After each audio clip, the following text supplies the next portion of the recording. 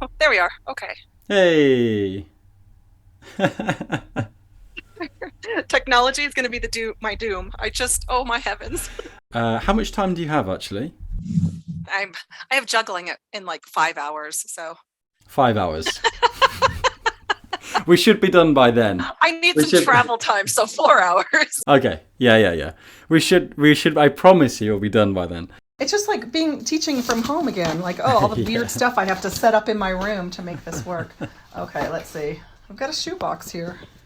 I'm actually recording all this. This is hilarious. Yeah. You're gonna have some great audio on there. All the juicy stuff is before and after. Trust me. It's not. It's, the middle bit is not. The middle bit's not important. It's all the before and after. I hear all sorts of interesting things. People tell me all their secrets afterwards, and Oh yeah, no. it's crazy. Yeah, it's I crazy. have a feeling my secrets would be pretty boring. So. Firstly, from me, a very big welcome. Thank you so much for coming on. Yeah, thanks for having me. Yeah, it's great to have you here. I guess we'll start from the beginning. I first saw you via your 5 reasons for people over 50 to get into parkour video. I think it got shared quite widely actually. It did. It was really surprising to me. Yeah. So tell me about that. What was the why did you make that video? And yeah, tell me about the response as well. I I had just come from one of our over 40 classes, and I was in the process of publishing my first book, which hadn't come out yet. And so it was really present to me, like, our over 40 class ranges in age, or it did at that time, from like early 50s to 70. Wow. And all the fun that we were having, but also all the grief that some of us were getting outside of the gym, with our friends and family talking to us about doing parkour, and of course bringing up The Office or, famous fails on YouTube, we're like, we are not on rooftops. We are balancing on rails. And we started talking about everything that we were benefiting, or all the benefits we were getting from parkour. Yeah. And on the way home, I started thinking about, the top 5 reasons you should do parkour. What would that be? And then I was like, well, I should make an Instagram post about this. And I thought, no one's going to read this. People want videos. So when I went to my school the next day, after school, I was at my desk, and I actually recorded at my desk. And I was at my desk and I was like, okay, I know what I want to say. And it probably took me an hour to record the whole thing and get it under a minute. But yeah, it was one of those things that just really came from the heart. And then I actually didn't post it. I sent it to my friend Autumn. She's one of the Apex owners. And I sent it to Autumn and I said, I just made this video, but I feel like it's kind of presumptuous for me to post this. Like, what do I know? Like, who am I the authority on why people over 50 should do parkour? And she was like, God, Amanda, parkour has transformed your life. Yeah, See, yeah. it actually Yeah, yeah. it shook my world. And she said, she said, yeah, go ahead and post it. Yeah. And so I did. But I had to get my friend's approval first because I felt so self-conscious Yeah, about, yeah. who am I to say this stuff? But it was crazy to me how well received it was and how it spread. It's like, wow. Yeah, absolutely. And what's funny is that I don't think there really is another video like that. As strange as it sounds, honestly, we've spent so many years. It sounds a bit dramatic, but we've spent so many years making videos, showing off all the different moves, doing all these different things, making compilations, making viral content, blah blah blah blah blah. And yet here you are, and I see someone talking so sincerely and very simply. Here are 5 reasons why, and it just hit me like, why have we not made something like this? This is so, because I think that with parkour, it often kind of, it sometimes becomes a bit esoteric, like when sort of thing. And we don't always try and break out. We don't always try and address the muggles, so to speak. The muggles. Oh my God, I love that. Yeah. And I think your video really stood out because it's exactly that, like something so simple. And I think that's one of the reasons why we were all like, oh shit, yeah, like this is what we should be doing to try and promote parkour, So yeah, absolute kudos to you, definitely. I think my very first parkour coach, Michael, was or is kind of, we used to say he was like the philosopher of the gym. You know, we would do all the normal training stuff in parkour, but he would always have these deep thoughts about parkour and the impact of parkour, why we do parkour, and all these things. I remember one of the other adults who was in the class, because it was mostly teens, and then there was one other adult in the class, and I remember him saying, I just love Michael's philosophy, you know, like when he gets into that stuff. And I'm like, I think that kind of influenced my whole parkour practice, because that was my first coach, you know, Right. and getting into the thinking part and not just the, you know, doing part. So, yeah. Yeah. And before you started parkour, what was your knowledge about it? I mean, did you even know there was this kind of deeper side? What did you think? I didn't know anything about parkour. I was actually looking for something like the Ninja Warrior stuff, because I knew what that was. Sure. And I just wanted something that looked fun, you know, and I thought, I don't know if I can do Ninja Warrior, but it looked fun. And I looked to see if there was any place in Denver that trained it. And there was like one place that was like, oh, I don't know, 30 miles, 40 miles from my house. And there was another that seemed closer, but they didn't seem like they had anything for beginner adults, you know, and Yes. I was like, no strength at all. I'm like, I'm absolute beginner.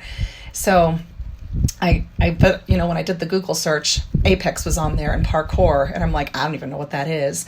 Although I know I had heard about parkour because some guys had been doing parkour in Denver, and one of them had gotten stuck on something in a roof and had to be rescued by the fire department.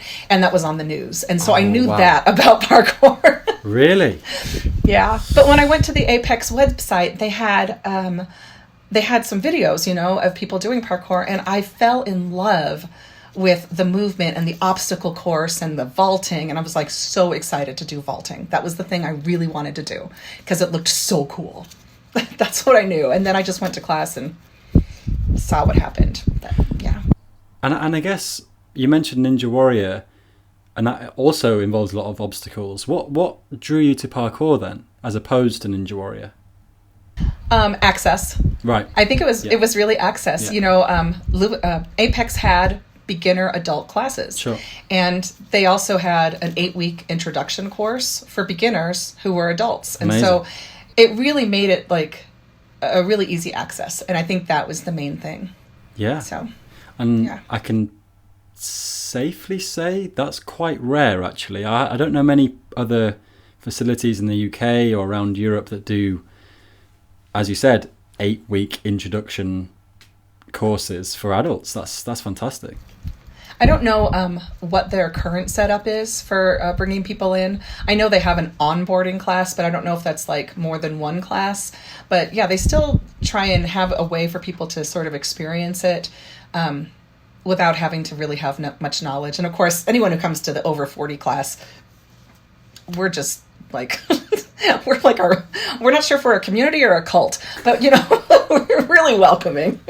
Yeah. We're definitely the loudest class in the gym.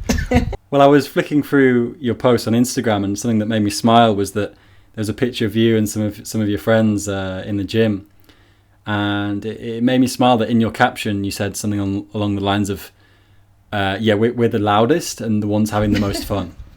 And, absolutely. To me, that was great, because as much joy, as much as parkour can bring so much joy, it can also be highly complicated for the mind. I think there's a lot of challenges, and there's a lot of kind of ego and anger and all sorts of interesting things in the melting pot. But it was nice that you guys said that you're really enjoying it and you're actually really having fun. That was great to see. Yeah, we definitely have a lot of fun, and we definitely have all the same mental and physical challenges. Yeah. But they land a little different when you're already so much older and not athletic, because there are people over 40 and over 50 who are extremely athletic, and they're not in our class. They're in the level 1 class, they're in the level 2 class. Because of being in our class like we are, when we have a challenge, we approach it, I think, maybe differently from someone who expects more of their body, who expects a much higher level of athleticism. For me, my God, just being able to climb up a wall any way I can. Our motto is, we got away from the zombies. It wasn't pretty, but we got away from the zombies. So that's someone else is down there becoming zombie food, and we just, I don't know. It's a different experience being a little older and definitely not as athletic. We definitely still have the mind stuff though. Boy, put me anywhere like more than 2 feet off the ground and I'm like shaking like a leaf, so. And is that fear of heights something that you've had for a long time? Oh yeah, always. I remember even as a kid, we went to the Grand Canyon and they have rails and stuff there, you can stand by the rail and I was like, oh, heck no. I was way back away from that rail. I didn't want to be anywhere near that edge. Yeah. I don't really remember any moment in my life where I was like, oh, a high place, let's go there. I liked climbing up to high places. I love to climb trees. Okay, that's different though. Somehow climbing a tree was different. I used to climb trees all the time. And even into my 20s, I just loved climbing trees. But there's something different about that. I don't know why. It just doesn't feel as high up, maybe because of the leaves. Even coming back down, most of the trees I climbed were pretty easy climbs. So coming back down was almost as easy as going up. Except for the times I was in long skirts. Boy, that was a pain. Coming down's pretty hard in a long skirt. Yeah, it's funny you mentioned that. I remember I used to do a lot of balance training in my kind of early days of parkour. I grew up in a very small village with a bridge. And you could walk along the bridge, but it was over a good, I don't know, how many meters? Probably 8 or 9 meters, maybe. It's quite, oh my gosh, pretty high. So it would be pretty severe if you fell. And it was interesting that I used to train at night as well, and so I would go out, and I remember testing myself and seeing if I could do the same balance along the bridge at night. And strangely, there was a sort of disconnection with the fear because I couldn't see the drop, essentially. It was just a void, and it's kind of like, just don't go that way and you'll be fine. Whereas in the daylight, you see the little ripples of the water underneath you, you see the distance. And I feel you on the tree climbing thing because there's a plenty surrounding you and below you, so it's kind of you're not on a crane, you're not like exposed. There's lots of things around you, and like you said with the leaves, especially if it's really dense, it might actually dampen the fear in a way.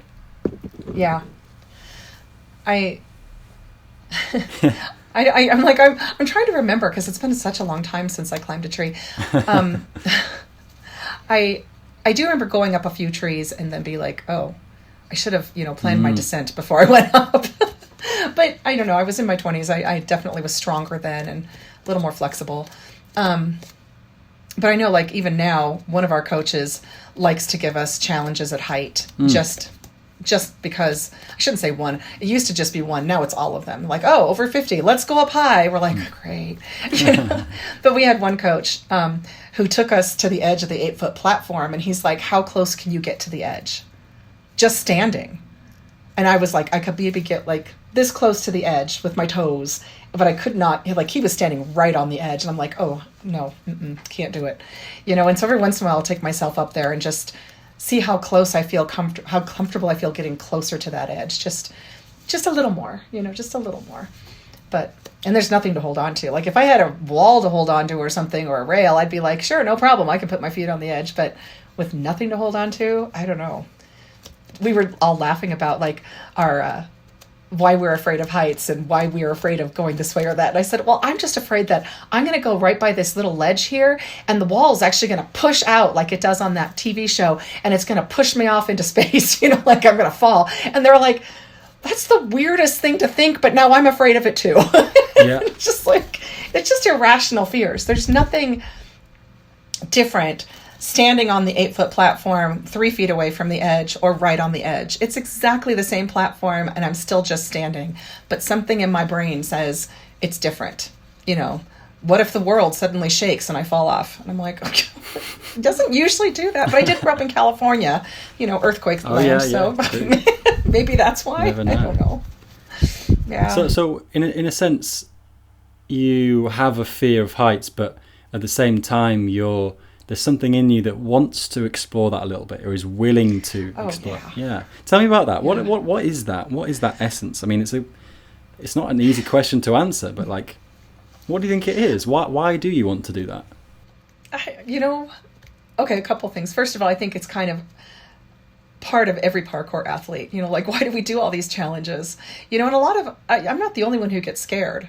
I talk to some of the really top level athletes at the gym, and they'll tell you the same thing. Oh yeah, this scares me.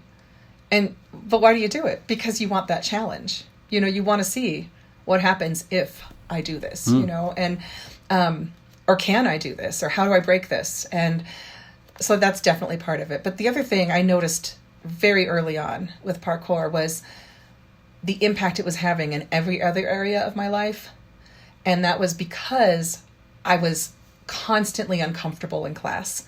I hate people watching me. And of course, Michael or whatever coach I had that day, Amos or Max, they were always watching us, and then other people in the gym might see me. Oh my God. And I'm not good at this. And I was so uncomfortable. And then also constantly taking on new fears, like, it changes you. If not huge fears. I'm not at, 4 stories off the ground jumping a roof gap. I'm just in the gym. So it's basically safe. I've had a couple twisted ankles over the years, but mainly it's pretty safe. So I'm taking on that fear and that discomfort over and over and over again. And it really does change you. It changes your attitude. I know it's definitely impacted so many areas in my life. So yeah, I think that's part of the reason I'm like, yeah, let's see if I can get a little closer to the edge, because I need to make myself uncomfortable. Otherwise, why do parkour? I could just go to the gym and walk on the treadmill somewhere, or actually walk on the treadmill and go nowhere. Yeah.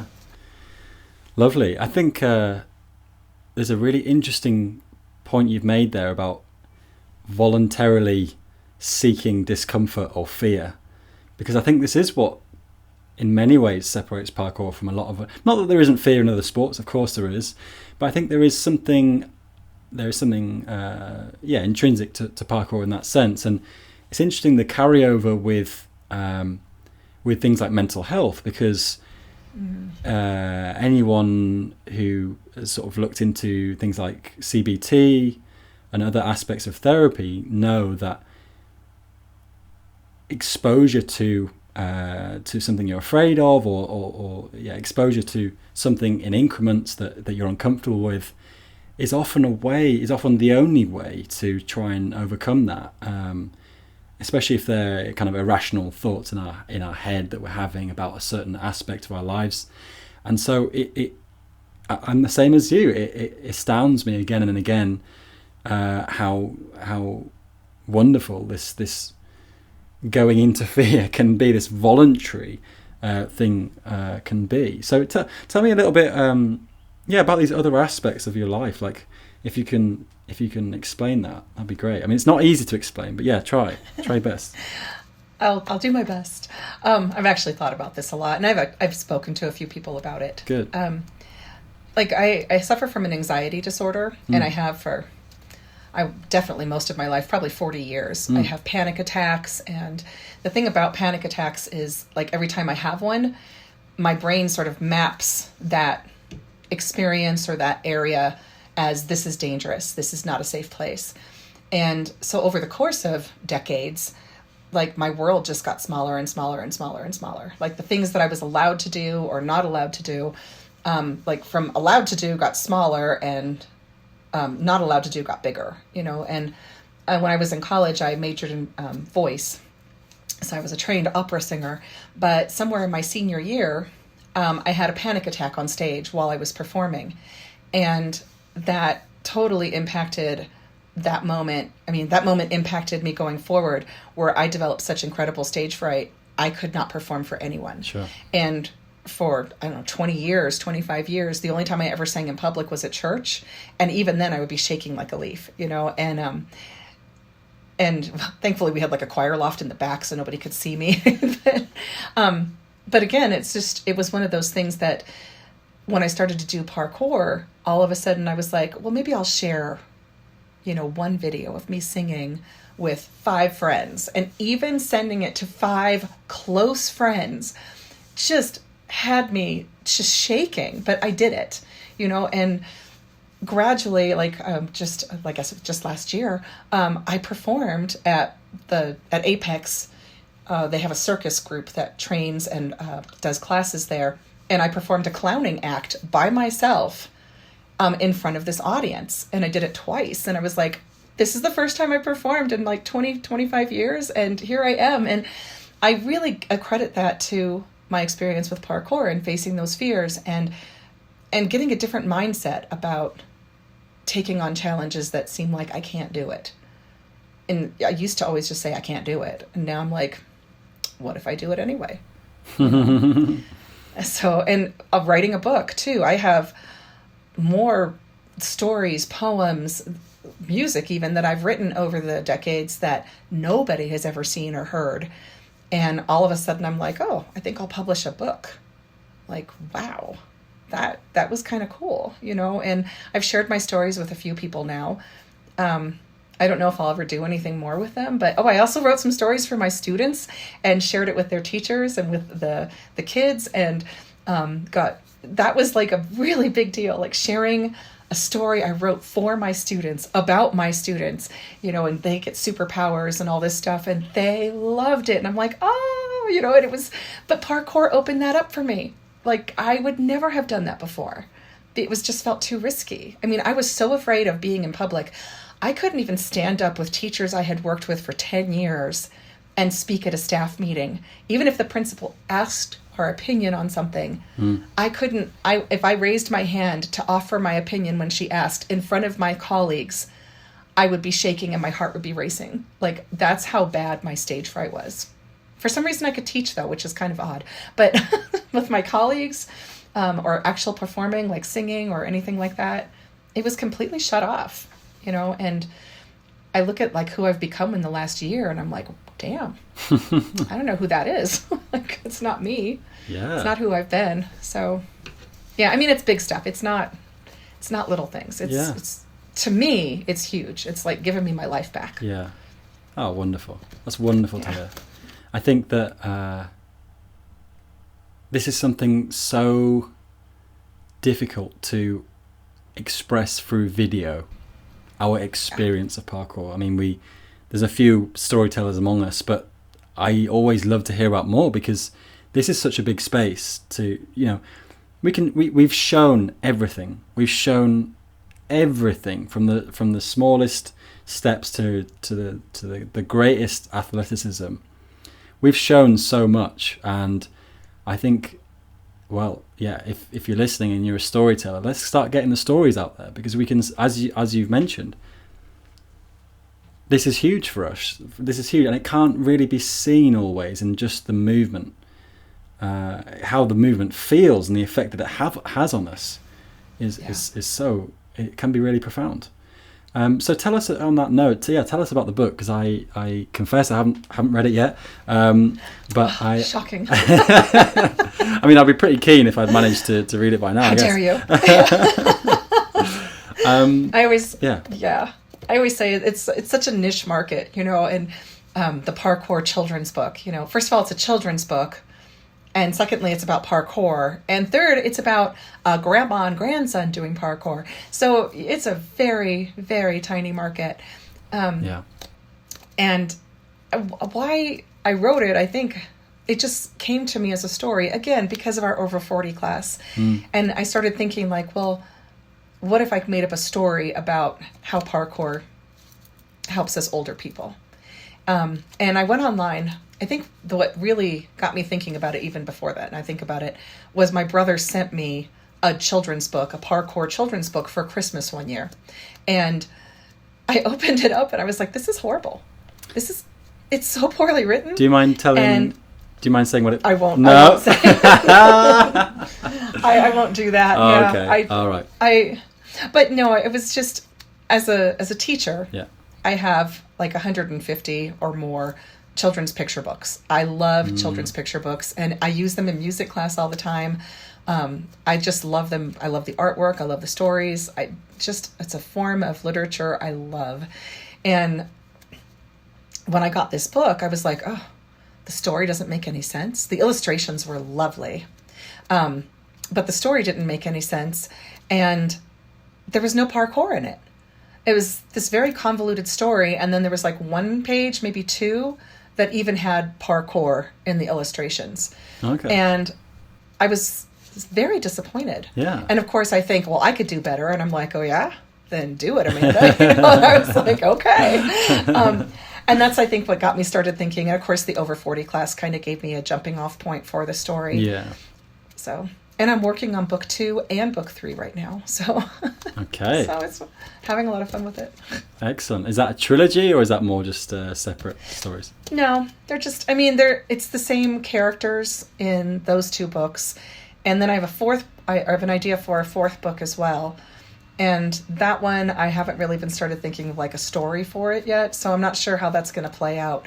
That one, I think, might be a little more independent of the other 3. It's not really a trilogy. It's just the same characters doing parkour in different ways.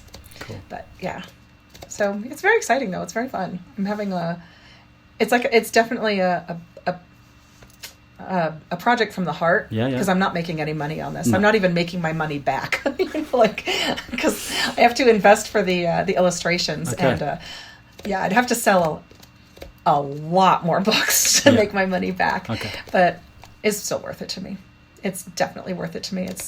It's practice. I'm just practicing my art. Sure. You know. Sure. Well, that's fantastic. And yeah, for people listening, if you want to grab a copy, the link will be in the description. Go and have a look. I actually have in my little parkour studio, I have a wall with a slowly growing number of parkour stickers. So I've got lots of stickers that are slowly just creeping along the wall. I also have a little cupboard with a stack of parkour books, which I've collected over the years. And one of them is Max Henry's book. Oh yeah. So maybe we'll have a new edition soon. It'd be nice to nice to have one for the kids. But yeah, sometimes it's interesting. I couldn't get enough of some of the early parkour books. I just knew them back to front. I mean, there weren't many when I started. It's nearly 15 years ago now. So there was a couple here and there. But I think it's great whenever I hear of someone publishing this, publishing that. It's good. It's great. Yeah. Well, I did start writing down some stories about a completely fictional character who happens to be a middle-aged woman who starts taking parkour classes, but completely fictional. No relation. But none whatsoever. It's pure coincidence if it looks like anyone you know. But that one is definitely more, literature, not children's book. And it's one of those things I look at every once in a while, but I feel like maybe I'm a little too close to the story at this point. So Sure. I need a little more distance before I can write that one and make it actually be someone else's story and not just my own. And what's stopping you sharing your own story? I think as a writer, I definitely could share my own story, but as a writer, I really love fiction. And what I love about fiction is you can choose what your message is and then create the story around that. And if I'm writing about myself, I don't know, it just seems like it's just different. Yeah. I don't know. It's nonfiction. And even as I was writing the first couple of stories, they are sort of collections of things that actually happened at the gym, but not what actually happened. Like there's one of the stories I wrote, it was just about a time that we played sardines in the gym, which is like hide and seek. Yeah. But I desperately did not want to be the person hiding, but Michael volunteered me to hide, and I was so mad. And I wasn't mad. I was actually a little freaked out, but he was such a sweetheart about it. He's like, "It'll be all right." And I'm like, fine. Yeah. So I failed, and I tripped and fell or something during the 10-second countdown or 20-second countdown. Everyone had their eyes closed and they're counting down, and I tripped and I smacked onto the mat so everyone could hear where I was. Then I had no time to actually hide and sort of threw myself behind this cube. That's there's no way I could hide behind that thing. And so I kind of wrote that into a story, but then I made it a whole lot worse by having other things happen too. And but they didn't actually happen. like falling into the foam pit. Like my worst nightmare is getting into that foam pit. God only knows what's down there. Yeah, quite. How much do you know about Tam with a Can? I know her videos. I know she's an artist, and I have great respect for her. Oh my gosh, I love watching her videos. And yeah. Well, I had her on here, luckily. Yeah. She's one of my heroines of nice. parkour. She's wonderful. I've followed her for years and years. So I was super excited when she said she wanted to come on. But something that she's really pushing, and is what you two should link up about, is illustration, because she is also adding kind of animation and cartoon aspects to her videos, which I'm sure you've seen. And she looks like a perfect parkour children's book illustrator. So you guys should connect. That'd be great. That'd be so cool to see both of your names on another book. You know, that would make a lot of sense. It would be absolutely brilliant, except that I'm having to pay for this out of pocket. And personally, I know some people who are like willing to volunteer their time, but if your career is artist, if that's your work, like I can't pay you what you're worth. You know, maybe when I'm a best-selling author, you know, or if some publishing house picks me up and actually asks my opinion on illustrators. But at this point, my budget is way too small to hire someone of her caliber. I mean, oh my God, that would be a dream. And the thing is, like, you know, if my books actually sold more copies, I could say, hey, you know, we can split this. But at this point, splitting that would be like, well, here's $30, you know. Which is, you know, honestly, you're better off if I pay you out of pocket, because, you know, what I would pay someone to do the illustrations, because I actually am working with an artist right now, cool, to do the illustrations for this next book. And I told her what I was willing to pay, and I said, how would you like to be grossly underpaid? And she was like, I'd love it. And I was like, okay. But we chatted a long time about it, and she really did want to do it. So we are working together now, and nice. Yeah, and I'm like, you definitely just want to take the flat rate, because even if you took 100% of what I'm making, you're not getting anything worthwhile back, you know, time-wise or your money-wise. Yeah. So, yeah. But I mean, that's a dream. I saw this one children's book writer on YouTube, of all places, and he did this experiment where he wrote this story, and it was a delightful story. He wrote this story, and then he went to, I think it's Fiverr. It's a place where you can hire people, and he hired, I think, 10 different illustrators to do different pages in the book. Oh, and wow. He ended up with a book with all these different illustrations. That's cool. And then on his video, he was comparing the artists and like how amazing this one was and how this one just looked like stock photos, you know. And it was just really interesting to see that. And I thought that would be the coolest thing, because there are so many artists in the parkour community. How cool would it be to do a children's book where every page was illustrated by a different parkour athlete? Like, that would be so awesome. Okay, well, watch this space. Yeah, watch this space. We'll see. Yeah, and if anyone wants to be grossly underpaid for their work, get in touch. Yeah. So from what I gather from your Instagram content, you are quite a goals orientated person. So tell me, I want to ask you about a couple of things. Firstly, the 52 goals for 52 years. And then after that, could you tell us a bit about 54 precision jumps for 54 years? Tell me about those things. Well, the 52 goals for 52 years was something I'd never done before, but it was something I thought would be kind of fun to try. And fortunately, my birthday was right at the turn from 2019 to 2020, and a lot of those goals involved other people. So as soon as COVID hit, I was like, screw it. Like, I just basically chucked the list. It was just not something that inspired me. I think once COVID hit, everyone's priorities really changed, and definitely still had some goals, but it was nothing that was on that list, because I didn't know I was going to start juggling, for example.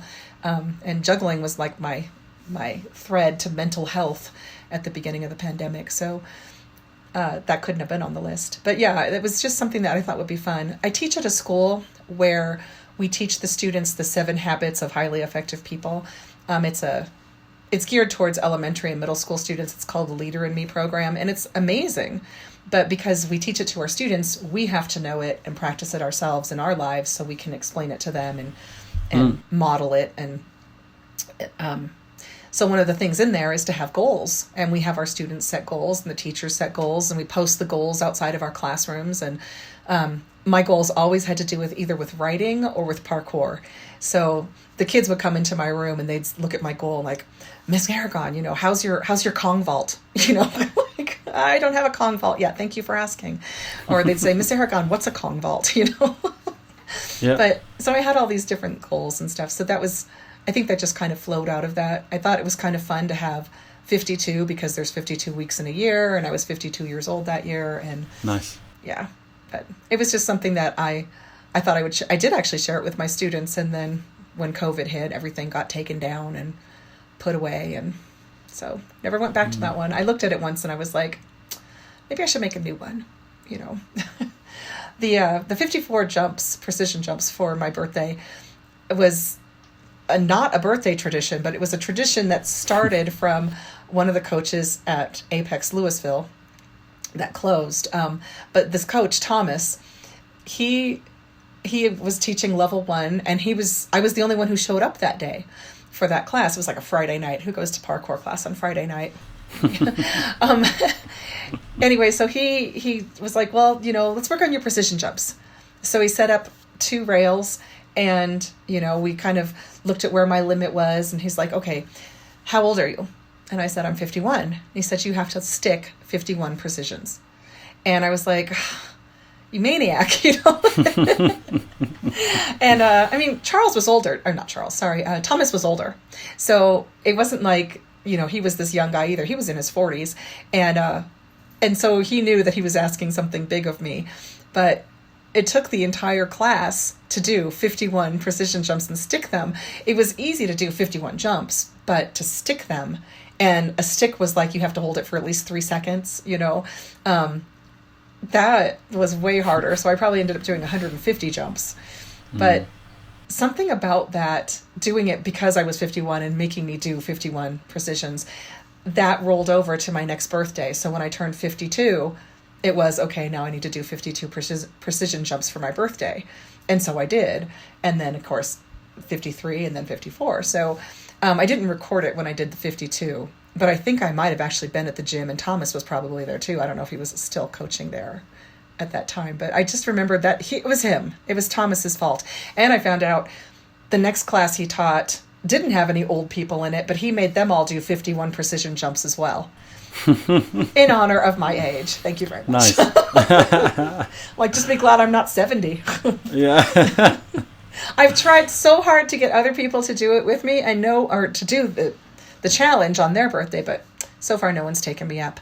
Except one person in our over 40 class, because our birthdays are 1 day apart, and we're the same age. So she actually did them with me on my birthday because she was also 54. So I do have a partner in crime. Very nice. And it reminds me, actually, have you heard of Blaine, Chris Rowett? No, I don't think so. Yeah, he's I guess you could say an OG of the UK community. He did a lot of work coaching for Parkour Generations. And he used to write some of the first, I think back in it was like 2006, 7, something like that. He used to write parkour articles, and there's a famous one called Dilution, which is it's become famous, and it's kind of stood the test of time. This idea that will parkour dilute over time, and the original philosophies and the mindset behind parkour, will it dilute over time? But one article that he wrote, which really engrossed me, was he wanted to do this cat pass precision, and he didn't want to do it just once or twice, but he wanted to do it, I think it's something ridiculous like 100 times in a row. Wow. So he set himself this challenge, and the writing is really nice. Like, he explains his mental process, how he gets into this kind of first stage where it's like, I'll do a few, and it wasn't an especially difficult movement for him. But as he gets into like the 30s, 40s, things start becoming a bit strange. Like he's just doing it like automatically. Yeah. And his hands are starting to get sore. And then he gets towards the end, and that's when the fear starts coming in, because he's come so far. Yeah. That you know, those last few attempts, he's like, if I mess up now, I'm gonna have to go again. And so he's in that super like warrior mentality, and it inspired me. I think there's definitely something engrossing about the sort of repetition and the grind aspect of parkour as well. Which isn't always popular, and it's not always. I don't know about you, but it's sometimes quite difficult to what's the word? Invigorate beginners about the sort of the grind of parkour. I think some people really get it, and some people it's like, oh, I just don't want to do this. Definitely. Yeah, definitely. There are times I know with our coaches we'll be like, okay, can we move on? You know? Yeah. And so tell me more about your coaches. I'm really interested about that. You mentioned a few names. This is your chance to shine a light on them. Oh God, I love my coaches. Yeah. I'm one of those. I'm just one of those people that I remember a lot of things. Maybe because I'm a storyteller. I don't know. But I remember talking to somebody. I'm like, yeah, back when we were in Louisville and this and this and this. And like, I don't remember that at all. I'm like, how can you not remember that? Yeah. But I don't know. You different perspectives, right? My first coach was Michael Sliger of World Chase Tag fame. Thank you very much. Just an amazing coach and such a young kid. I remember thinking he's barely older than my son, you know, and but just really intuitive, like able to really quickly assess where people are at, and I don't know if he was doing it intentionally or not, but he was even assessing like people's attitudes, like as a teacher, I'm kind of watching this because I do this all the time with my students, and it's second nature after 25 years. But here's this 19-year-old kid, you know, who seems like so in tune with the dynamics of his class, and I'm like, damn, I was just really impressed by him from the beginning. I mean, I think that's one of the hard things about having someone like me, and I'm not the only teacher in these classes, but having a teacher in your classes, we're always judging you. Oh God, yeah, I'm sure. And Amos Rendell was one of my early coaches as well, and he was, I remember him teaching me safety rolls, which is his thing, parkour kami, and so that was really, I was like, oh, I learned from the master, Max Hummel was one of my early coaches as well, and he actually worked with me in private lessons, like outside at a park, when I just needed some space away from the gym for a while. He was just. Well, he's a great coach, but he's also just one of the kindest human beings, and one of the people that was always like reaching out to me during open gym. Even if he wasn't the coach on duty, he'd always come find me and be like, how you doing? What are you working on? Can we work on something together? I'm like, here's this like world-class athlete, like teaching me how to do a butt spin on the vault, and I'm like, he would lower his own level down to my level just so I would have someone to play with, I mean, what a kind human being. And then, of course, Renee was one of my first coaches in Denver, and probably, I think, the only female coach I've ever had. And I just loved her. She was overcoming shoulder surgery or recovering from shoulder surgery at the time that I was recovering from a shoulder injury. So everything that I couldn't do, she'd be like, oh, do this instead, and it was so great to have a coach that really got it. At the Apex now, I've got Sean, who works with us old folks, and is the executive director of PK Move here in the States, which works with the elderly, I'm not old enough for that yet. And then we've got one of the people in the over 40 class, her son is our coach on another day of the week. And so it's kind of fun to have the mother-son dynamic in our class. And that's Zach. And Zach is also the photographer for my illustrations for my book. Just an amazing coach and a world traveler and a photographer, and I just love my coaches. You got Rob Schill, who worked with us, and Michaela, who works with us, and Charles. I mean, we just have so many good coaches. And the coaches that like us and like working with us, they know that, like, we're just a different group. We're not going to be quiet and just, do whatever you tell us. We're going to be like, why? Or can we do Yeah. something else? Or can we move on to something else now? Or, Sean, our coach that's used to working with the elderly, he always starts his class with our warm-ups with what's bothering you today? What's hurting today? And you're asking a bunch of old people what's bothering them. We could go on for 20 minutes about our aches and pains. You don't want to ask us that. But and he's great because dang, he will work with anything that you bring. Like, my hips Right. are killing me today. Okay, let's work on your hips and let's modify things the way we need to. Cool. Yeah. So don't get me started on the coaches. I could go on and on. Then I got my juggling coach, Brian. He's amazing too. Yeah, I'm like, yeah. It's so hard for me to explain to people outside of the gym and outside of the parkour what it means to be part of the parkour community. Like, no, it's not a cult, I swear. But that's just the level of support. Like, I was at the gym last night for open gym, and I got these people who are off the charts amazing, just coming up and chatting with me. And, I'll do something totally basic, but I'm working hard to get it, and I'll get it. And suddenly somebody across the gym will cheer for me because they've been watching me, and it just blows my mind, like what I see in this community, the level of encouragement and support and involvement. Like somebody was like, I haven't done a backflip in months. And I'm like, hey, go over there on the air track and talk to those guys. They'll help you. And sure enough, they did. And they got him going and they followed him around the gym and they're working with him. And it was just like, they don't even know each other, but now it doesn't matter because we all have parkour in common.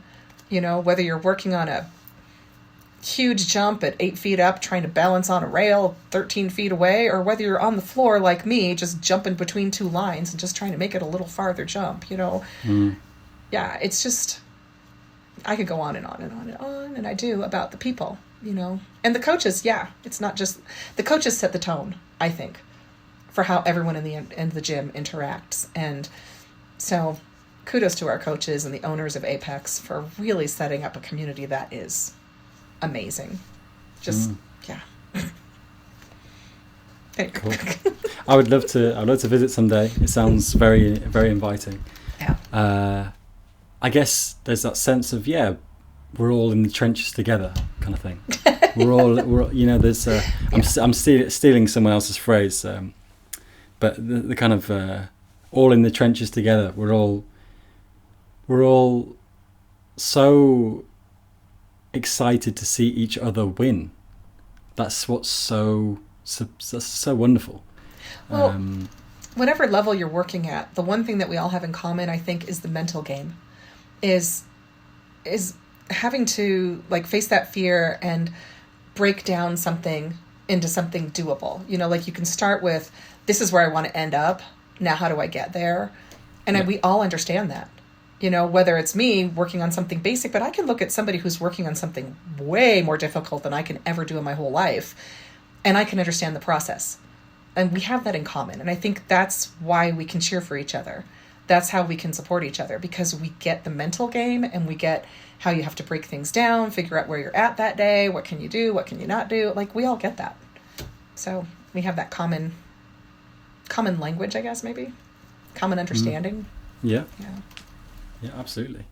And as a teacher yourself then, if there's people listening who, like me, teach predominantly children, what advice would you give? What works with teaching children? Maybe not just parkour, but in general. I mean, again, it's a big topic, but it's something that I'm constantly trying to figure out, and I'm always learning from them. I'm always learning about how to adjust my attitude or my body language or my enunciation or my strategy or my group management or whatever it is. So if there's things that stick out in your mind, then please share, because I think that it could be very useful for other people, especially if they struggle with coaching or teaching children, because it can be very challenging. Yeah. I mean, the first thing we always say as teachers is relationships first. We are all want to get in there. Like, I know school will be starting, in August for us, and I'm already thinking ahead to what I want to do with my students? You know, what activities, what music am I going to teach? What instruments are we going to play? I'm already thinking about that. But, and I know it's probably the same in parkour classes, you got to start with the relationships. Who are the people in your classes? And what are they bringing to class? You know, you always have somebody who wants to be there. You know, I have those little kids who come in and be like, this is my favorite class. I've missed you so much, you know, and other kids who come in like, I hate music, you know, and you're going to have the same thing in parkour, although you would think, no, they don't have to. But we have a lot of parents who are like, you know, go do your class. I already paid for it, you know. Exactly. Or maybe they love it, but they're having the worst day of their life, you know. Sure. Something bad happened at school, or their best friend moved away, or whatever, you know, like they have lives too. And having those relationships is really important. You know, knowing the people in your class and helping them get to know each other and relate to each other and encourage each other and be there for each other. I remember seeing that when I was doing my very first classes after the intro, just the level 1, because I was with all these teenage boys. And the relationships they had with each other was really cool. It was fun to see how they interacted with each other, how they played off of each other, how they encourage each other to try or encourage each other to goof around, you know, like it was all there. But finding out like who these kids are, where they're at, having that relationship where it's not like I'm in charge, do what I say, but this is what we're here for. How do you want to get there today? You know, like, I mean, I know with the over 40 class, our coaches will say to us, you know, is there something you want to work on today? This is what I have planned, but is there something you want to work on today? Or, do you want to end the class with this or this, you know, and like giving us some options, you know. I know that the coaches who say, you know, what game are we going to play at the end of class? They have total buy-in because the kids want to have fun, you know. Yeah. Are we going to play sardines? Are we going to play the floor is lava? What are we playing? Yeah, we did this really fun game with foam blocks one time. It was kind of like it wasn't capture the flag. Something where we had to get our blocks from the other side over to our side, but we were all balancing on rails. And if you had a block and you fell off the rail, you had to do a push-up and then you had to get the block back. And, you know, like it was crazy. And it was so much fun. I've never seen so many competitive people in my life. But I think relationships first, and then you got to keep it fun. I don't care if you're teaching math or if you're teaching parkour, you got to keep it fun. You know, you got to have that reason for doing it. And even though like, oh, life skills, yeah, it's really important. Yeah, nobody cares about that when, you know, you're doing something, you want to have fun in the moment. And I don't know. I know that when I first started doing parkour, because I was so bad at it, because I was so self-conscious about being seen, and then I go back to a music classroom where kids have to perform, even if they're with each other. Some of my students, I looked at them and I said, I saw that fear for the first time in their eyes. That, I mean, how did I miss this before? I kind of got it, but not until I experienced myself did I really get it and understand I need to create a place for my students who are super uncomfortable doing this, even with their class. You know, how can I help them? And like, it really changed the way I relate to my students. So that's kind of the opposite of what you asked, but how parkour changed my teaching. Yeah. Something that is always a very wholesome moment for me is when, without any encouragement from me, a kid will celebrate someone else's success. Yeah. And I see it a bit more in my older kind of students, because they're a bit more mature, you know, kind of teenage years. But it's moments like that where I'm kind of like, okay, this is, it's the shift starts to pull away from me being the teacher and more them just coming to a session and me facilitating them. Something I've talked about a lot on this podcast is that there's this wonderful point of autonomy where with a level of maturity and trust, the class becomes more fluid, becomes more jam-like, becomes more, I'm interested in doing this, can we try this? It becomes more fun, it becomes more playful, it becomes more encouraging. Yeah. And it's wonderful. It's sometimes not always easy to get to that point. and it can take some time. But if I start, I always my attention just centers so strongly whenever I see a child like encouraging someone else, and because that is part of the fabric of the community, as you mentioned. Definitely. I think one of the things that I've learned as a teacher is to always model the attitudes and behaviors that I want my students to have. You know, the respect that I want them to have, the encouragement of each other that I want them to have. And the one thing we do in my class all the time is we celebrate failure, you know, because we're learning all this music, all these songs, and we're messing it up right and left. You know, we're reading these complex rhythms, and, you know, if you can do it wrong, we will do it wrong. And so we have two things, like, okay, who's ready to fail? Let's do this, you know, and like, okay, we're going to have a lot of failure today. And so we'll finish practicing something or trying something. And I'll say to the kids, okay, who failed? And they're like, oh, miss, I failed. So let me tell you how. You know, like, they're so proud of their effort if they can frame it in the sense of not just what, and then some kids are like, miss, I didn't do anything wrong. I got the whole thing right. I'm like, yes, do it again, you know, but just really owning that it's going to be hard and we're going to fail. Like, if you come into I always tell them, you come into this classroom, just get ready. We're all going to fail. I'll fail more than you. You just won't know it because I won't tell you. But trust me, I'm failing more than you. So, because I'm, you know, playing the piano or something while they're trying to do other things. And I'm like, I'm messing this up right and left. And they just don't know.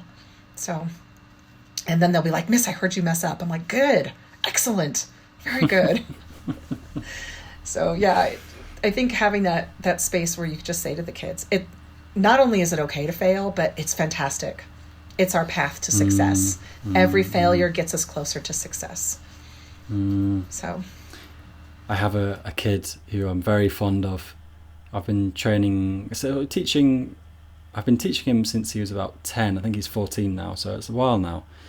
And I took him to one of the biggest parkour competitions in the UK in Nova City, called Project Underground. And they had like an under-16s speed competition. So they laid out a course. We had some laser barriers you had to run through to start and stop. And he came last. And I remember shortly afterwards, this was earlier in the year.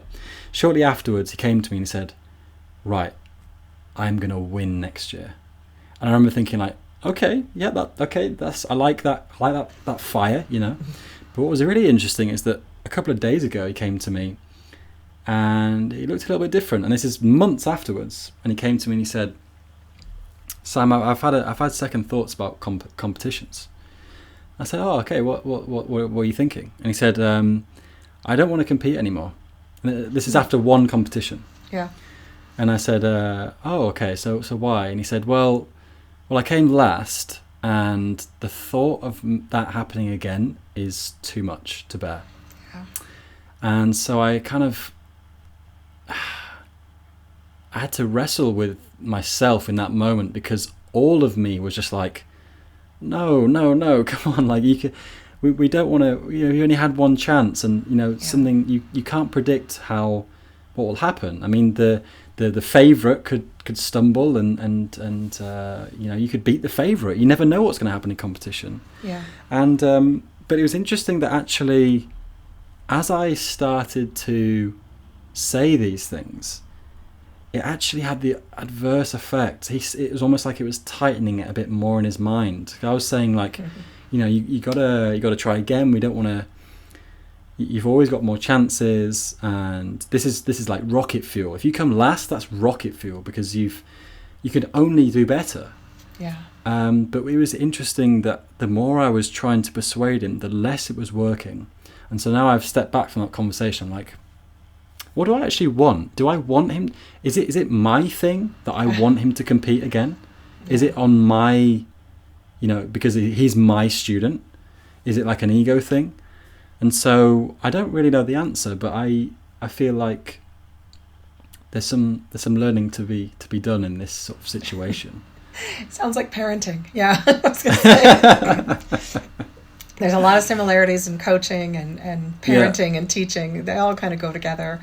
Yeah, I have students who are similar to that, but not so much. We don't compete. Sure. But they have moments where, things go south and they don't want to try again. And I Sure. have to always, like in my classroom, when we're playing instruments, I don't usually give them an out if we're singing. Well, you're singing, just do it. But if we're playing instruments and they just need to take a step back because it's not working or they're not making progress like they want to, and I always that's fine. When you're ready to come back in, come back in. And I feel like that's the same sort of thing, whether it's a competition or a particular skill that they've been working on. Just to say, I respect your decision. It's always there if you want to go back to it, and if you want to bounce ideas off of me, that's great. But, you got to, I have to let go sometimes, because I've had situations where I wanted to push students to try something like at district level, where they can be in a choir or a band or an orchestra, where I think they'd really succeed. And they're like, no, I don't even want to try, and you're like, okay, it's there for you if you want it, and then just let it go. Yeah, I like that. I think that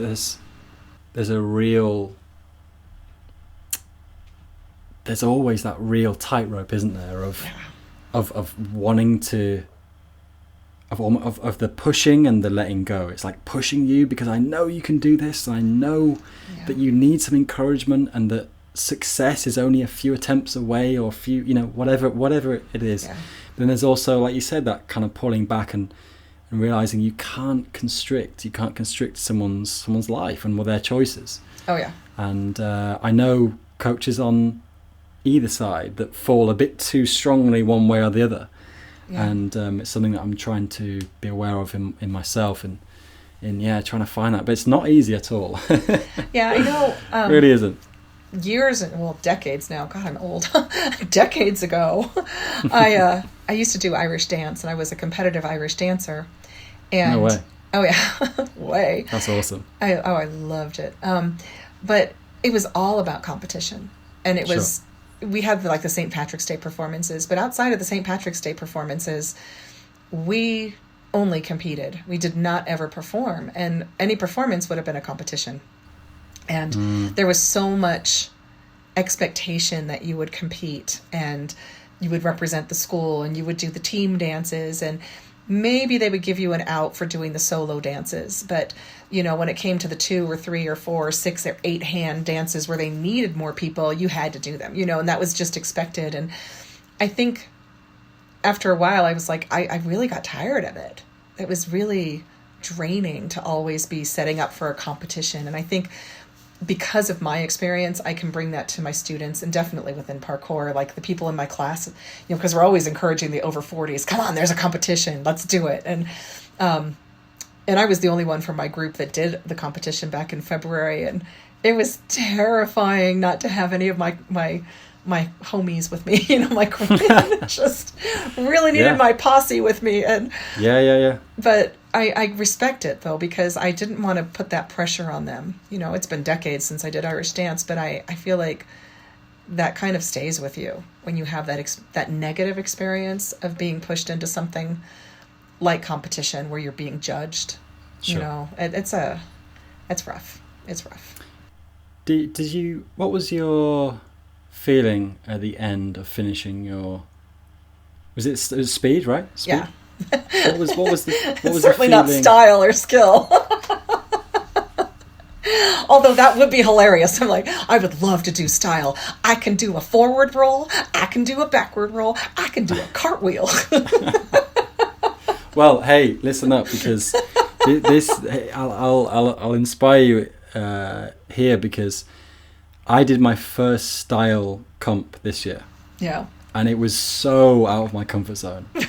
So if I can try it, you can try it. You got to try it next time. And I didn't do any flips. I did a completely non-flip run. I think it would be absolutely hilarious, and probably the funnest thing I ever did, because I would, no expectation.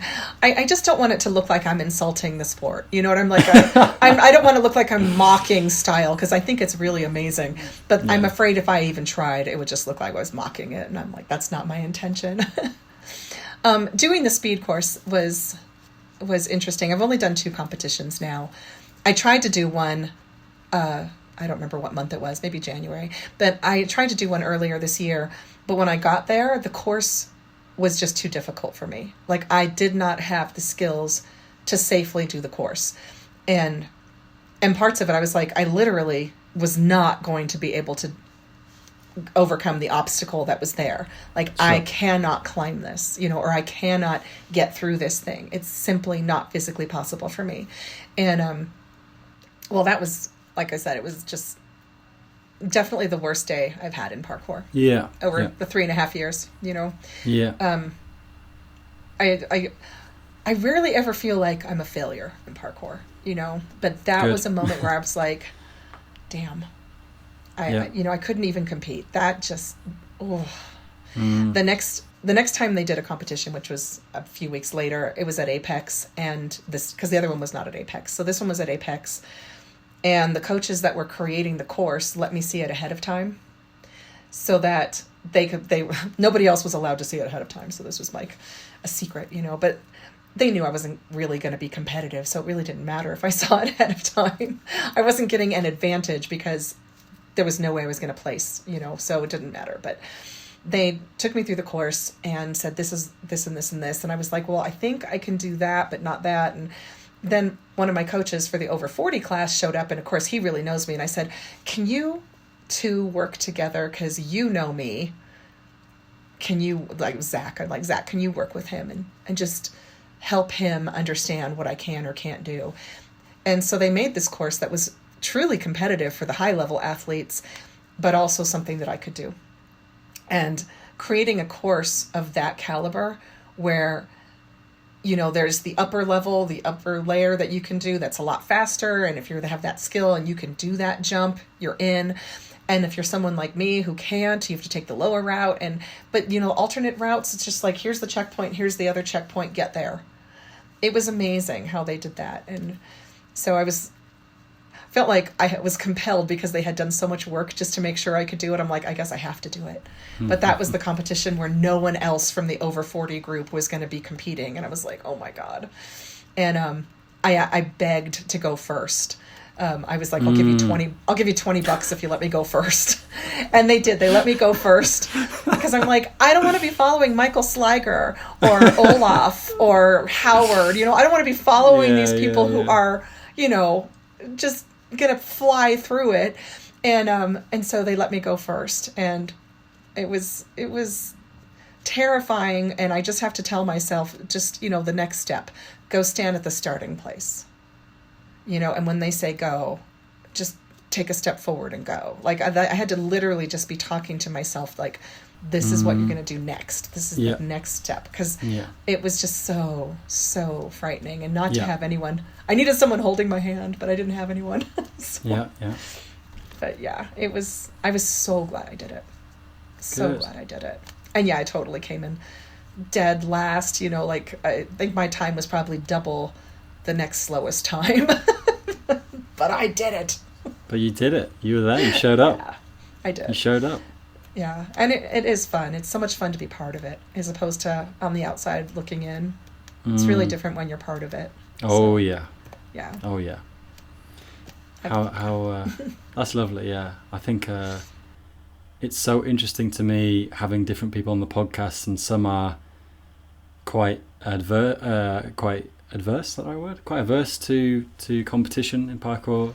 Yeah. And some are the complete opposite. They love it. And some people are kind of in between. And I've had good experiences and bad experiences. And I kind of, it's so just interesting to see the breadth of the topic, because it's quite an important topic in parkour, and it has been for a long time.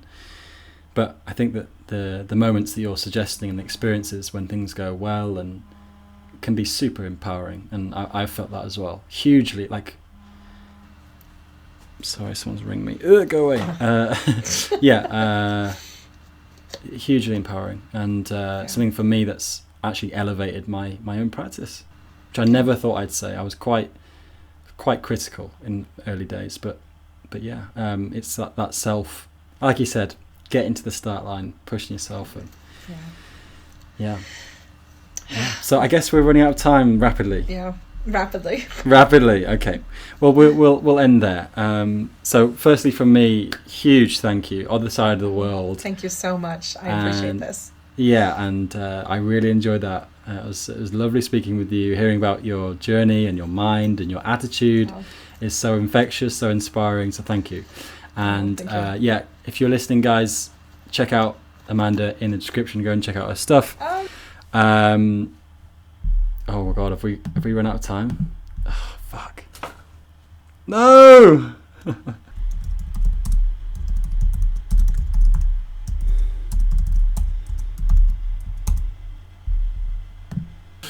Well, that was fun. You just can't win here, man. I'll tell you what. Honestly, someone came to my door and then it ended and everything happened at once. Oh my god. So yeah, we're here. Let's just finish that out again. Hold on, bear with me 1 second. Okay, so I've got 40 minutes to do the outro. I know, gosh. We could take a long time. I'd like to thank my parents. I'd like to thank my older brother, my piano teacher when I was 12. Cool. Yeah. Thank you so much again, Amanda. It was wonderful having you on. And thank you everyone for listening. We are back on track. We're rolling. We've got more episodes coming out soon. Watch out for episode 50 as well with someone fairly special, hopefully. So I'm excited for that one. Like I said before, if you want to find any of Amanda's stuff, go on to look in the description. You can find her Instagram and other places. Check out her book as well. I'm going to get that ordered over here. I'm very keen to read it and see what my kids can be the judge, see what they think of it. So I would love to hear your kids' opinions on it. Yeah, that would be awesome. Great. Yeah, definitely. Any last words or shout outs or anything before we finish, Amanda? No, I'm just so grateful to have been here. Thank you so much for this. You're welcome. This is only my second interview, so it's kind of fun. There we go. Nothing to be worried about. Apparently not. Who knew? Exactly. Okay. It's okay because I'm very brave because I train parkour. There it is. Yeah. There it is. From parkour to podcast to juggling, whatever. It's all. That's right. It's all a continuum. So yeah, thank you. See you guys on the next one. Stay tuned.